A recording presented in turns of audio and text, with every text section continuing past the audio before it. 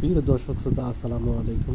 BD কৃষি তথ্য YouTube চ্যানেলের পক্ষ থেকে অনেক অনেক শুভেচ্ছা ও অভিনন্দন। একটি মিল্ক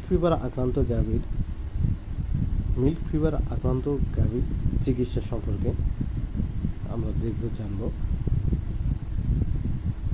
দেখতে পাচ্ছেন, আমি সর্বপ্রথম একটা 10% স্যালাইন দিয়ে 10% স্যালাইনের সঙ্গে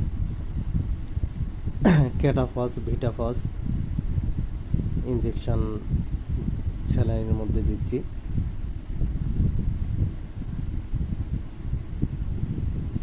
দেওয়ার পর